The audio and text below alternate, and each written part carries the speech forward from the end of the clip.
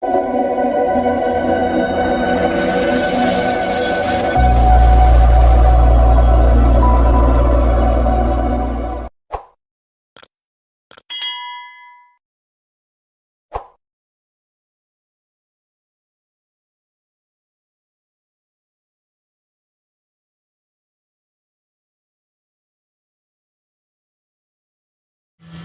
আলাইকুম। কুমিল্লা রেস্কিউ থেকে সবাই আন্তরিক অভিনন্দন, শুভেচ্ছা। আপনারা জানেন বাংলাদেশের মধ্যে প্রায় জেলা বা প্রায় মানুষ খুব আতঙ্কের মধ্যে আছে। আসলে যারা আতঙ্ক থেকে দূরে আছে তারাও আতঙ্কের মধ্যে আছে। হ্যাঁ, তারাও আতঙ্কের মধ্যে আছে। তার কারণ হচ্ছে এই বাংলাদেশে ভয়ঙ্কর একটা জিনিস ঢুকছে, তার নাম হচ্ছে রাসেল ভাইপার। মানে এক কথাই শেষ। রাসেল ভাইপার শব্দ শুনলে মানুষ ভয়ে শেষ। কি এটা কি ডাকাত না আরজাইল না কোনো প্রাকৃতিক দুর্যোগ, এ মানুষই জানে। কিন্তু এটা আসলে মানুষের এটা খারাপ করেছে, আতঙ্ক ছড়াইছে মিডিয়া একটু ভিউজ নেওয়ার জন্য এটা এভাবে আতঙ্ক ছড়াইছে। আপনারা দেখুন, আমি শর্টকাটে বলি, রাসেল ভাইপার এক সময় বাংলাদেশে ছিল। তারপরে বাংলাদেশের মানুষ মায়ের এটা বিলুপ্ত ফসাই দিছে। তারপরও কিছুদিন দুই একটা কোথাও পাওয়া গেছে, এরপর আর পাওয়া যায় নাই। এরপরে এরপরে দেখেন, আমি আপনারা কথাটা ভালো করে বলি।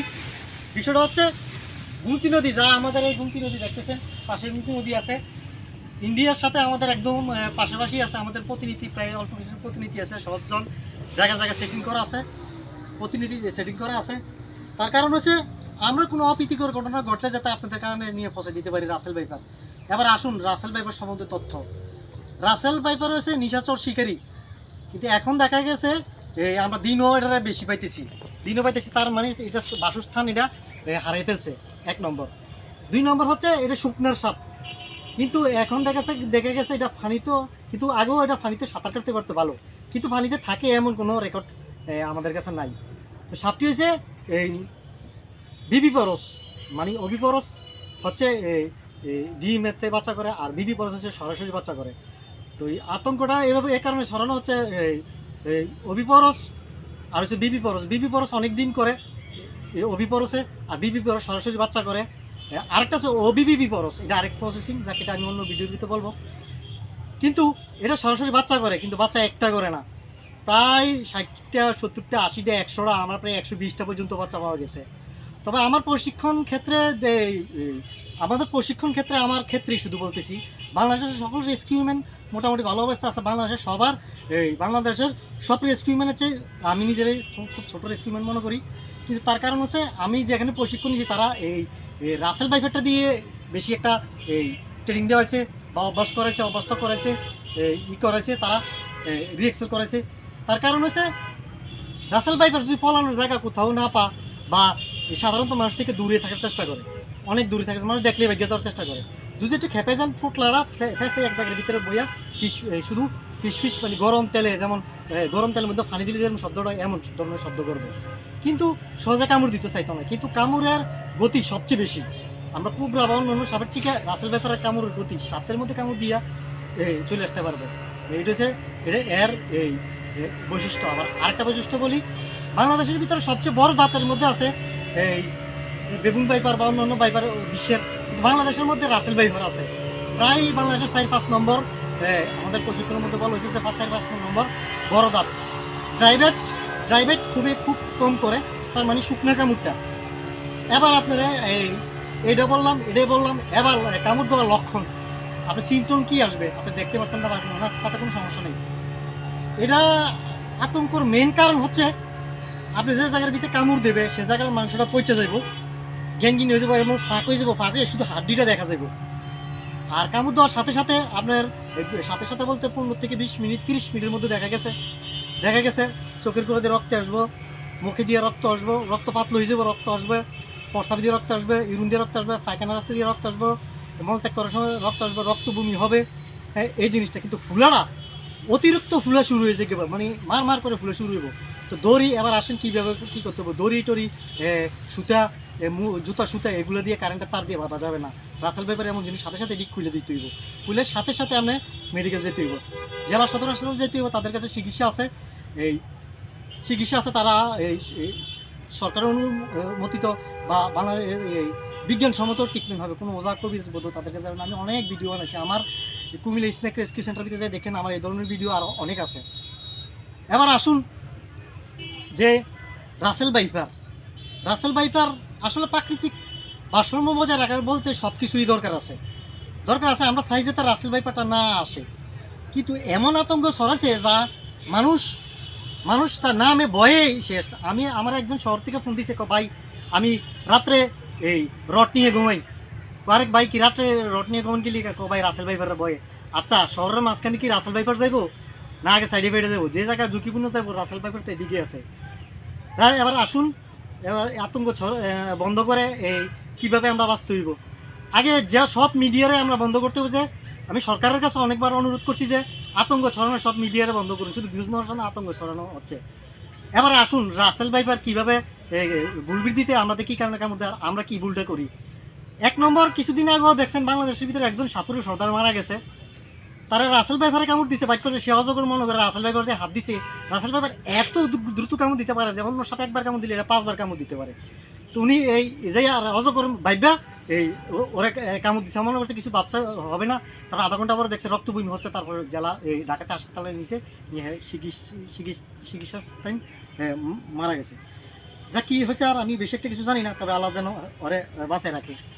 1 নম্বর। 2 নম্বর, ক্যামাপ্লাস যে সরীসৃপের একটা অংশই হয়েছে সাপ কিন্তু মূলতভাবে পৃথিবীর থেকে কোনো সাপই সৃষ্টি হয়েছে না। সাপটাও ছিল একদম সরীসৃপ প্রাণী, মনে গিরগিটি বা লেজার প্রজাতির একটা প্রাণী। যেমন বিষধর প্রাণীটা এভাবে হয়েছে, তারপরে কোনো এক সময় দেখছে হাত পা বা ঠ্যাং চলে গেছে, যে এটা সাপ রূপান্তরিত হয়েছে। তো সাপ রূপান্তরিত হয়েছে, এটা আমরা এখন কি করব? তার কারণ এটা যে কোনো সরীসৃপ ক্যামাপ্লাস প্রজাতি, তারা নিজের রং আবহাওয়ার যেমন আমি দেখেন পুরো এই বাগান, পুরো কলা বাগান কি বাগান, এই সাপ এই যে গায়ে আমরা যে সাপের গায়ে গালাটা ক্যামাপ্লাস রংটা চেঞ্জ করলাম, মাটির সাথে চেঞ্জ করলাম। তা আমরা কি করি, সাপ কি দেওয়া করে ফলাইয়া মাটির মধ্যে ঠিক মাটির কালারে বসে থাকে। আমরা আওয়াজটা সন্দেহ করতে পারি না বা বুঝতে পারি না যাইয়ে। আর সাপের আওয়াজ দেওয়া মনে হয় না, এটা অন্য ধরনের একটু আওয়াজ হবো, যেন গরম তেলের মধ্যে আপনি একটু পানি দিতেছেন এমনভাবে সিটাটা হইব, যে ফাড়া দিলাম কামড় দিয়ালা। হয়তো রাসেল ভাইপার ছোটো মানুষ এরা প্রায় মানুষ আমার আর এটা কি সাপ অজগর বাচ্চা হইব, হাত দিয়ে মারালাম। আবার কেউ বেশিরভাগ মানুষের কামড় দেওয়ার পরে কার এটা তো কিছু হয়েছে না, যাক এটা কোনো সমস্যা নেই, এটা পরে দেখা যাইব। তো পরে দেখা যায় আর চিকিৎসার কোনো টাইম পাওয়া যায় না। তাহলে আপনি কীটা করতে হইব, আমরা রাসেল ভাইপার উঁচা জায়গা পছন্দ করে না, একটু নিচে জায়গাতেই বেশি থাকতে পারে। কিন্তু রাসেল ভাইপার এখন যে দেশের চতুর্দিকে বন্যা হচ্ছে, রাসেল ভাইপার নিশ্চিত যে এটা তো আর পানির প্রাণী না, এটা মনে পানীয় জলীয় কোনো সাপ না, এটা শুকনোর সাপ। তাহলে আপনার ঘরে ঢুকবে, আপনার মুরগির খোয়ারে ঢুকবে, এখানে ঢুকবে, আপনি একটু সতর্ক থাকবেন। আর সাপটা তো রাত্রের নিশাচর শিকারী, আমি বলছি। এখন দেখা গেছে দিনও পাওয়া যাচ্ছে, কিন্তু উভয়চরণ দেখা গেছে এটা সবসময় চলাফেরা করে। আমি তো এই ভিডিওটির মধ্যে আমি সব কিছু আপনাদেরকে তুলে ধরছি বলছি। এবার আসুন মূল কথায় যাই, যে রাসেল ভাইপার দমনে কী করতে হবে। রাসেল ভাইপার কী করতে হবে, সরকার চেষ্টা করলে আসলে কিছু করতে পারবে না। তার কারণ হচ্ছে আপনার সব জায়গার দেশে যদি বাংলাদেশের সব জায়গায় যদি একসাথে রাসেল ভাইপার আক্রমণ করে, তারা একসাথে সবারে কাভার করা সম্ভব না। তার কারণ হচ্ছে আপনার রাসেল ভাইপার যদি নির্মূলে আসতে হয়, বাংলাদেশের সকল ছোট থেকে একের বিন্দু থেকে ছোটো করে একটা বড় পর্যন্ত সব রেস্কিউয়ের সাথে যোগাযোগ করতে হবে, ফোন নম্বর নিতে হবে, কীভাবে রাসেল ভাইপার রেস্কিউ করতে হবে, কীভাবে উদ্ধার করতে হবে, কী করতে হবে, করণীয় কী, আপনারা তাদেরকে সহযোগিতা করবেন, তাদের ফোন নম্বর নেবেন, তাদের কাছে সবসময় খবর নেবেন। হ্যাঁ, সাধারণ মানুষ যদি আপনার কাছে যদি আপনি হটলাইনে নাম্বার দেন, এই নাম্বার দেন, আমরা রাসেল ভাইপার ফোন দেন, কোনো মানুষ এটা কি চিনবে কি রাসেল ভাইপার না অন্য কোনো সাপ? কখনো চিনতো না। চিনলো হ্যাঁ যদি শুনে রাসেল ভাইপার, হ্যাঁ তো এলাকা ছেড়ে জান ফেলে মনে ভয়ে মরে যাইব। একটা কথাই আছে না, বনের বাঘে খায় না মনের বাঘে খায়। তো সাপে বিষধর সাপে কামড়ে অনেক মানুষ মারা গেছে এই পর্যন্ত। তাহলে এই সাপটি কীভাবে তাড়াবেন দেশ থেকে? সাপটি শিকারী প্রাণী, হ্যাঁ সাপটি শিকারী প্রাণী। যে শিকারী প্রাণীর সংখ্যা যদি আমরা বাড়াই, তাহলে রাসেল ভাইপার নির্মূল অবশ্যই করা সম্ভব। তার কারণ হচ্ছে কীভাবে আপনি করতে পারবেন, আপনি আসেন শঙ্কিনী সাপ, আমরা যদি বলি কাঁটা দিয়ে কাঁটা তুলমু, তাহলে আসুন শঙ্কিনী সাপ ছাড়ি আমরা। শঙ্কিনী সাপ যদি ছাড়েন, আপনি অনেক রাসেল ভাইপার খাইয়া শেষ করে দিব। আর যদি রাসেল ভাইপার যদি ছিল না, এখন কেন আইছি? রাসেল ভাইপার আইছে এই কারণে, মানে আমরা নিজের পায়ে আমরা নিজে কুড়াল মারছি, আমরা বেজি মেরে ফেলছি, গুই সাপ মেরে ফেলছি, কালো ব্ল্যাক কাইট বা চিল শঙ্খচিল আমরা মেরে ফেলছি, কীটনাশক ব্যবহার করছি, করে নষ্ট করছি। তারপরে এই গুই সাপ বেজি এগুলো আমরা শিয়াল এটি আমরা নষ্ট করছি। আসলে শিয়ালে সাপ এত দমন করে না, তারপরও বলছি যাতে কথার ক্ষেত্রে আসে। এই যেমন একটা পাখি বলি আমি আজকে, আমার সামনে অনেক পাখি দেখছি, একটা পাখি দেখছি হাজার হাজার সাপ খাইছে। এমন হয়েছে যে আমি সাপটা ধরতে গেছি বা সাপটা ধরে আমি এইমাত্র উড়ে ফালাইছি, এই পাখিটাকে থাপা দিয়ে লয়ে গেছি। সেই নাম হচ্ছে কোবো। আমি যদি সুযোগ পাই আপনার কোবোর ছবিটা আপনার আমার ভিডিওতে দেবো। দেখুন কোবো, কোবো পাখি, চিল, তারপরে বেজি, মঙ্গুস যারা বলি, তারপরে গুইসাপ বা গুইল যারা বলেন, তারপরে এই এই শঙ্কিনী সাপ, এগুলো যদি আমরা বাড়াইতে পারি ওই আমাদের দেশের মধ্যে। বেজি তো দেখেন আমার সামনে অনেক গুন্ডা বেজি মেরে ফেলছে, কিন্তু আজকে যদি বেজি থাকতো, যে যে যে জেলায় মধ্যে যায় দেখেন এই ইর সংখ্যা বেশি, দ্বীপ অঞ্চলের মধ্যে, দ্বীপ অঞ্চলের ভিতরে বেজি কম, দ্বীপ অঞ্চলের ভিতরে, দ্বীপ অঞ্চলের মধ্যে রাসেল ভাইপার বেশি। তার কারণ কি? ওই দ্বীপ অঞ্চলের মধ্যে বেজি কম। কি দ্বীপ অঞ্চলে এই বেজি থাকতে পারে না, বেজি তো আর পানির প্রাণী না, একবারই মারা যাইব। কিন্তু রাসেল ভাইপার পানিতেও চলতে পারে, শুকনোতেও চলতে পারে, দারুণ সাঁতার কাটতে পারে, দারুণ সাঁতার কাটতে পারে। তো এই কারণে বলছি যদি এই প্রাণী বাড়ানো যায়, আবার বলি গুইসাপ, বেজি, তারপরে এই ব্ল্যাক কাইট বা শঙ্খচিল বা ভ্রমণশীল এই ধরনের প্রাণী বা কোবো পাখিরা বাড়ানো যায়। কোবো পাখি আমাদের এখানে অনেকে আছে, তো চোরা শিকারীরা এখনও শিকার করতেছে। আমাদের মহড়া ছিল, আমি অনেক ভিডিও করছি, আরও বহুত কিছু করতেছি। আর আমাদের কিছু প্রতিনিধি জায়গা জায়গা আছে। কুমিল্লাতে যেহেতু অপ্রীতিকর কোনো ঘটনা ঘটে, আমি আপনাদেরকে আমি অবশ্যই জানাবো। আর আপনারা সবসময় আমার এই আশা করা যায় যে আপনারা সবসময় আমার ভিডিওটির মধ্যে চোখ রাখবেন। তবে যদি বলেন ভাই নাই কিন্তু পাওয়া যাওয়ার সম্ভাবনা আছে কি না, তো আপনার প্রশ্নটা আমি করলাম। তবে আশা করা যায় যে প্রায় 5-6 মাস, আমার একজন লোক, আমার খুব কাছের লোক, আমি বলছি যে 1 মাসের মধ্যে পাওয়া যেতে পারে, আর 1 বছরের ভিতরে পাওয়া যেতে পারে। অনেকদিন আগে বলছিলাম, তো হ্যাঁ বলতো আজকে বলছে না ভাই 6 মাসের মধ্যেই পাওয়া যেতে পারে। তো আল্লাহ যেন আমি দোয়া করি যাতে 6 মাসের মধ্যে এটা আমাদেরকে না দেয়। আর আমরা রাসেল ভাইপার পাইলে আমরা সরাসরি আমি এই ভিডিওটি কুমিল্লা, আবারও বলি কুমিল্লা রেস্কিউ সেন্টার এই ইউটিউবের মধ্যে যাবেন, যাই আমার চ্যানেলটি সাবস্ক্রাইব করবেন, লাইক করবেন, শেয়ার করবেন। যা করেন আপনার ব্যক্তিগত ব্যাপার, কিন্তু আমাকে অবশ্যই লাইক করবেন। লাইক করাটার কারণ হচ্ছে আমি রাসেল ভাইপার পিছনে যেভাবে লাইকে রয়েছি আর যেভাবে সময় দিতেছি আমরা, যেভাবে আমাদের লোক খাটাখাটনি করতেছে, আসলে বেতন দিলেও আপনি এই কাজটা করবেন না, জীবনেও করবেন না। তারপর আমরা বলতেছি একটা লাইকের মাধ্যমেই আমরা কাজ করবো। কিন্তু ঈদের পরেও প্রচুর পর্যটক নদীর পাড়ে ঘুরে করতেছে, কিন্তু এখন পর্যন্ত কোনো অপ্রীতিকর ঘটনা ঘটছে না। কিন্তু রাসেল ভাইপার কোন কোন জায়গাটি পছন্দ করে? শুকনা বালি, শুকনা জায়গা, শুকনা খের, শুকনা যেমন কলা পাতা, কলা গাছ এবং শুকনো পাতা, এইসব জিনিস, শুকনা ঘাস, এই জিনিসটি বেশি পছন্দ করে। কিন্তু মানুষ দেখলেই সহজে প্যাচ গুটিয়ে পড়ে থাকে, কিন্তু পালিয়ে যাওয়ার চেষ্টা করে। কিন্তু এবার বলেন যে আপনি রাসেল ভাইপার এত ভয়ঙ্কর না, রাসেল ভাইপার এত ভয়ঙ্কর না। আপনি কুবরা সাপ আপনি যদি মারতে হয়, আনুমানিকভাবে বলতেছি, আমার কথা যেটুকু সত্য হয় জানি না, তবে আমার প্রশিক্ষণের মধ্যে এই কথাটা আছে, একটা কুবরা সাপ মারতে হলে অন্তত পক্ষে 12 মিলি বিষ দরকার একটা মানুষের মারতে হলে, কিন্তু রাসেল ভাইপার 15 মিলি বিষ দরকার। তাহলে আবার বলেন, আবার আপনারাই বলেন, আপনার কাছে আমার প্রশ্ন রইল, কি কুবরা সাপ ভয়ঙ্কর না রাসেল ভাইপার ভয়ঙ্কর? কিন্তু কুবরা সাপ ভয়ঙ্কর। আমার সাথে যা আমার অন্য ভিডিওর মধ্যে দেখছেন, অনেকবার আমার ধরে ধরে কামড়েছে কুবরা সাপে, কামড় দেওয়ার চেষ্টা করছে। রাসেল ভাইপার এমন না, আপনার একবার কামড় পড়ছে না, এমন না যে আপনার দৌড়ে যে আবার কামড় দিব। রাসেল ভাইপার কিন্তু এমন না আরেকবার যে আপনাকে কামড় দিব, কিন্তু রাসেল ভাইপার একবারের মধ্যেই কামড় দিব, খুব দ্রুত কামড় দিব। আর এটা থেকে দূরে কীভাবে থাকবেন? মনে করেন এসের সংখ্যাটা, গার বাঁকার সংখ্যাটা যত বেশি হবে তত আপনি দূরে থাকবেন। তার মতন ফাফা দিয়ে এটা অনেক দূর থেকে এবারে কামড় দিতে পারে, আর কামড় দিয়ে সাথে সাথে আবার জায়গায় চলে আসতে পারে। তো এটা হচ্ছে কথা। আর রাসেল ভাইপার তো পিট ভাইপার, মনে করেন এটা চোখ আর নাকের মাঝখানে একটা ছিদ্র আছে, পিট যারে বলি, একটা হচ্ছে পিট ভাইপার, একটা হচ্ছে পিটলেস ভাইপার। পিটলেস ভাইপার সম্বন্ধে আমি আবারও বলবো অন্য ভিডিওর মধ্যে, এটা হচ্ছে পিট ভাইপার।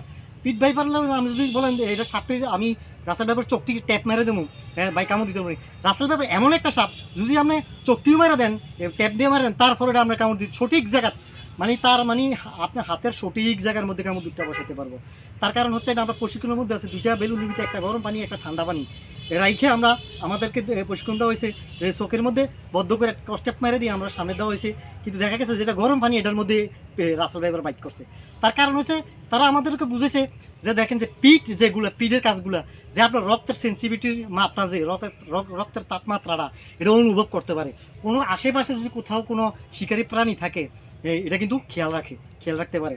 আর 2 নম্বর, এটা যদি শিকার করার ইচ্ছা থাকে, কোনো ইঁদুর খায় বেশি, সবচেয়ে বেশি আপনার বাড়ি থেকে ইঁদুর দূরে রাখবেন।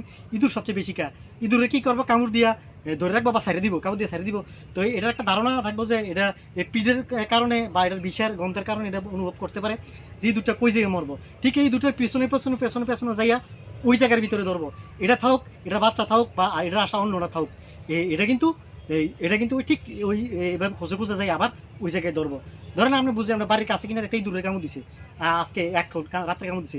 ইঁদুরটা আপনি ঘর থেকে বাড়িছে, এখন আবার ইঁদুর আপনার ঘরে ঢুকে গেছে, কিন্তু এটা আবার আপনার ঘরেই ঢুকবো এই ইঁদুরটার খোঁজে, তো আপনার খোঁজে ঢুকবে না। তবে এই দুটো খাইয়ার চেষ্টা করবে এটা বাড়ি যাওয়ার লেগে। আর এটি বেশিরভাগ গুটিয়ে বসে থাকে, এটা আসলে এত দ্রুত কোনো প্রাণী না। রাসেল ভাইপার এত একটা দ্রুত প্রাণী না। তো এবার আসুন, আমরা অনেক দেখছি যে কোবরা সাপ, অনেক রাসেল ভাইপারের সাপ খাইলা, রাসেল ভাইপার খাইলা। তো এই কোবরা সাপ বাইরে এটা আমাদের ভুল। বেজি সব সাপ খেয়ে প্রাকৃতিক ভারসাম্য বজায় রাখে, আমরা বেজি মেরেছি মুরগি খাইলা বলে। গুই সাপ অনেক এই সাপ খায়, কিন্তু আমরা গুই সাপ না মারে আমরা হাঁস মুরগি খাইলা মারে শেষ করে দিছি। কুবো পাখি ভাই এটা তো বন মুরগি বা কবুতরের মতো লাগে, এটার আমরা এই কীটা করছেন, আমরা চোরা শিকারে ধরে নিয়েছেন, মাইরে নিয়ে শেষ করে দিয়েছেন। সিল আসেন, আমরা কীটনাশক ব্যবহার করে আমরা আজকে সিল শেষ করছেন। তো আসলে কি এটা দায়িত্বে, এটা লাগে দায় কেউ না। আবার একজন আজকে আমার আবার প্রশ্ন করছে, ভাই এটা কি আল্লাহ তাআলার কি কোনো গজব বা কোনো ইয়ে নিয়ে আমাদের উপর কোনো অভিশাপ নেই? না, এটি আসলে বা খারাপ মন্তব্য করবেন না। এই প্রাকৃতিক জীবন যাপন নিয়ে এটি এমন কিছু হতে পারে, প্রাকৃতিক লীলা খেলা এভাবে চলতে এক প্রাণীর আরেক প্রাণী দেখবো, আরেক প্রাণীর আরেক প্রাণী খাবে, এটি সিস্টেম। শত্রু কি সাপ? না, আমি আগে অনেক ভিডিওতে বলছি, সাপের শত্রু সাপ আর মানুষের শত্রু মানুষ। আপনি যদি বলেন আপনার শত্রু সাপ, আসলে তা না, আপনার শত্রু আপনার কাছে কিনেরই আছে। ঠিক আছে? তো তাহলে এই আমার ভিডিওটি যদি ভালো লাগে লাইক করবেন, শেয়ার করবেন, সাবস্ক্রাইব করবেন। এই বলে আমাদের কথা শেষ করছি। কুমিল্লা থেকে সবাইকে ধন্যবাদ। আর আমার চ্যানেলটি সবসময় খেয়াল রাখবেন। আসসালামু আলাইকুম। বাংলাদেশ।